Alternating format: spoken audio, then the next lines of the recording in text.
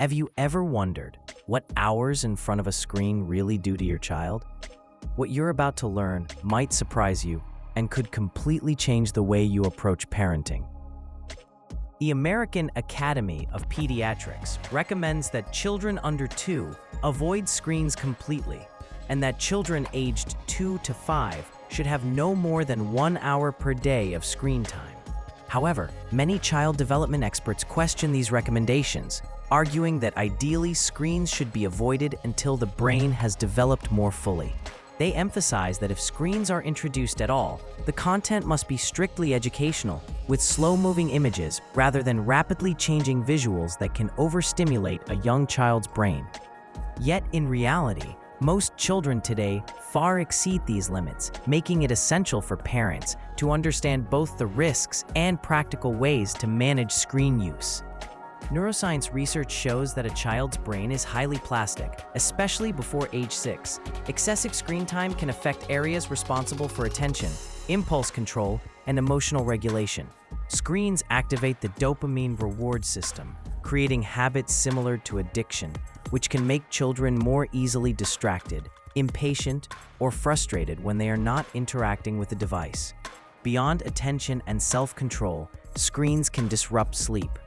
Exposure to blue light interferes with melatonin production, making it difficult for children to fall asleep, which in turn affects memory, learning, and mood.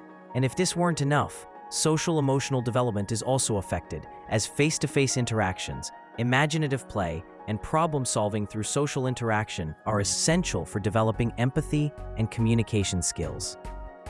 Furthermore, prolonged screen use is linked to sedentary behavior, weight gain, poor posture, and eye strain. To help children grow and learn without relying on screens, many alternative pedagogical approaches can serve as models for parents.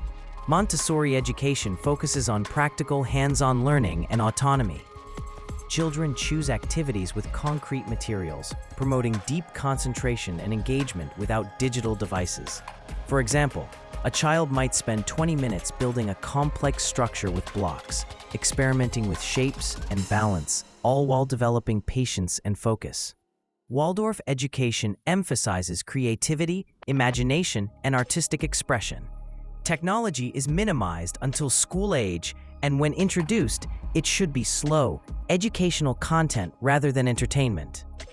Activities such as daily drawing, painting, music, or simple theater exercises help children develop cognitive, emotional, and motor skills in ways screens cannot replicate. Conscious or minimal digital parenting encourages parents to set clear boundaries and schedules, not just rules of prohibition. A daily screen-free hour for reading, outdoor play, or family interaction can establish healthy habits. Reggio Emilia's approach promotes collaborative projects and exploration of the environment, encouraging active, social learning without electronic devices. Even small adjustments, like a family cooking project or a backyard scavenger hunt, can replace an hour of screen time while keeping children engaged and stimulated.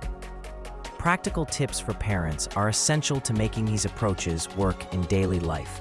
Establishing consistent routines helps children know what to expect, and modeling good behavior by limiting adult screen use is critical. Offering appealing alternatives like building blocks, cooking together, or simple science experiments keeps children engaged and stimulated. Rotating activity boxes with new materials or challenges each day can make screen-free play exciting. Engaging the whole family in screen-free activities strengthens bonds and demonstrates that fun and learning are not dependent on digital devices. Technology should be used as a tool rather than entertainment. For instance, video calls with distant family or carefully selected educational content can be beneficial if used sparingly. Connecting with nature through walks, gardening, or observing plants and insects improves attention, emotional well-being, and even physical health. Finally, communication with children is key. Explaining why screen limits exist and involving them in setting family rules encourages cooperation and understanding rather than rebellion.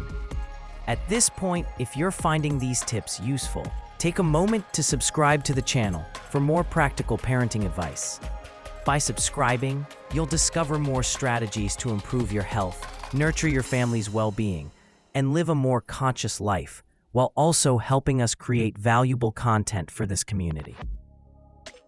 Now let's talk about common myths and debates surrounding screen use. One myth is that children need screens to learn.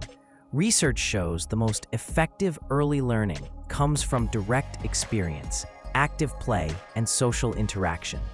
Another myth is that children who avoid screens will fall behind.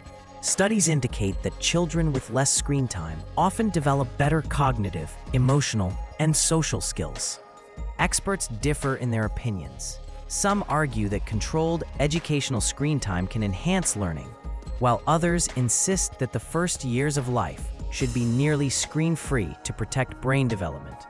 Pedagogues like Montessori and Waldorf emphasize hands-on, creative, and social experiences over any digital input during the early years. Understanding this debate helps parents make informed decisions that align with both science and family values. Additional tips can help parents navigate tricky situations. Managing social or school pressure is essential. Children often feel left out when classmates have access to games or educational apps.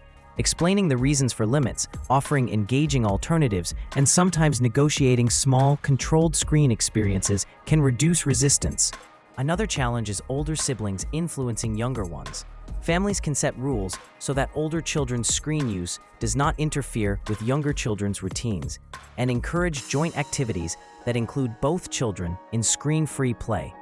Small daily changes, consistent routines, engaging alternatives, and family involvement can dramatically improve children's development and well-being. Remember that screens affect the brain, sleep, social skills, and physical health. But mindful parenting today isn't just about limiting children's screen time.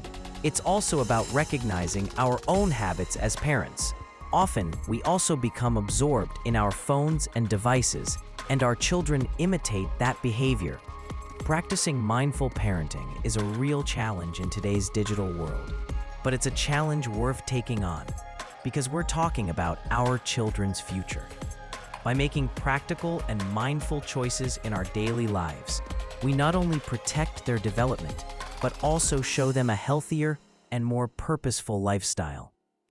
By replacing screen time with meaningful, interactive, and creative experiences, children can develop focus, empathy, and problem-solving skills while maintaining a healthy lifestyle. If you want happier, more focused children, start today by limiting screen time and offering creative alternatives. Share in the comments which strategy you're going to try first. Raising children in a mindful, screen-conscious way is not only possible, it can lead to a richer, healthier, and more connected family life. So if you haven't subscribed yet, make sure you do. It's the best way to stay connected with new content on health, parenting, and conscious living. And once again, thank you so much for watching. I'll see you in the next video.